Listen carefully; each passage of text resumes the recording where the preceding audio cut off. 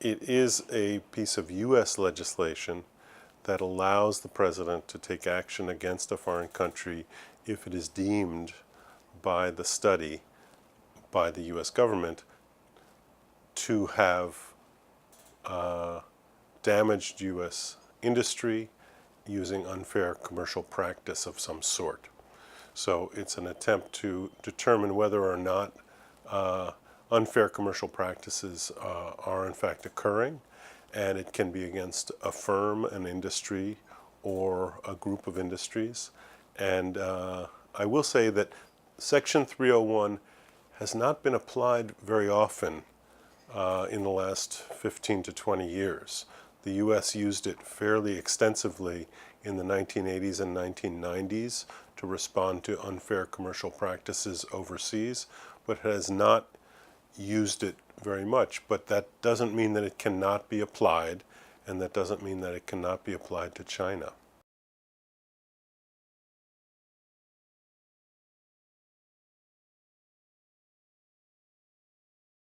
A trade war is a complicated concept, and it's not clear exactly what it is, but presumably it is some kind of tit-for-tat protection by the U.S., met by some kind of retaliation by China, met then by some retaliation in trade policy by the U.S., etc., etc. To me, this is a downward spiral, and it would not really be in the benefit of the United States to do this. So my guess, and I have no great inside information, is that it's not likely to happen because the costs are extremely high. Now, there's no doubt that threats will be made.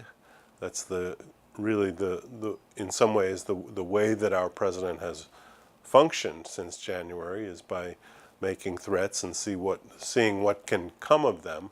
But I think, so it may be a complicated trajectory, it may be a complicated process by which agreement is made over some areas of conflict in international trade between the United States and China, but I would be surprised if there's an all-out trade war.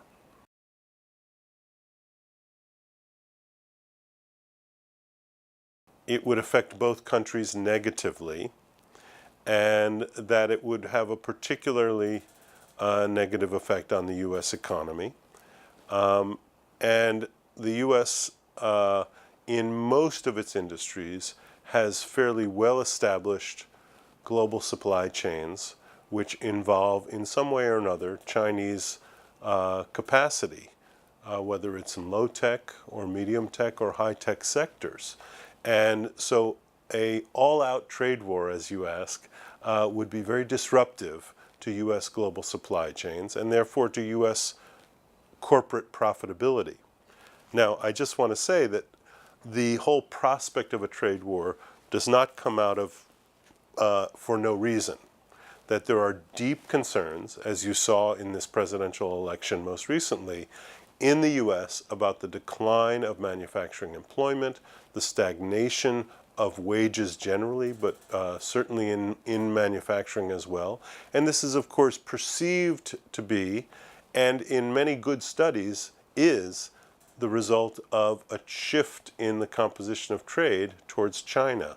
So the reality of wage stagnation and income inequality in the U.S. is clearly tied to our relation to the Chinese economy. The question is whether a trade war is the way for the U.S. to overcome those problems, and I think it's not the way.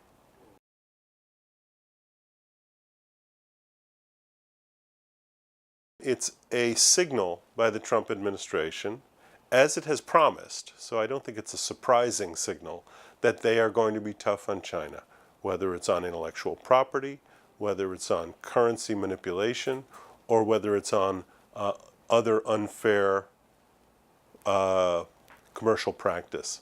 So I don't think it's a huge surprise, but I think that, and therefore I don't think the Chinese should overreact, if I might say so. I wouldn't overreact because I think it should be seen as part of a broader discussion over the future of U.S.-Chinese economic relations and over ways that China's economic involvement in the world economy can actually help the U.S. to overcome some of its economic problems that have led to this fairly tense arrangement.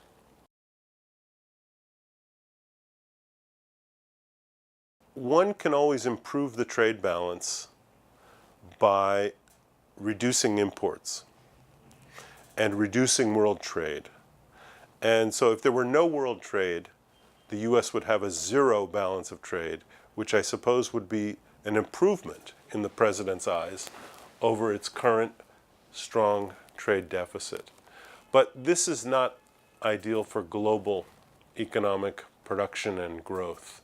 And I think what the U.S. and Chinese governments both have to consider is how to resolve, acknowledge some of the economic problems on both sides, whether it's excessive buildup of debt, whether it's excessive income inequality, and have a constructive dialogue that understands that these are two economies that are deeply integrated and that a trade war therefore would be detrimental for both, and determine different ways to adjust to the problems that both countries are perceiving, which is not a downward adjustment, which reduces overall production, employment, and economic growth, but adjusts in an upward fashion that allows for more production, more employment, and higher rates of economic growth. And I think there are such possible solutions, and it will take really, I think, deliberate negotiations between the countries and discussions between the countries for those solutions to emerge.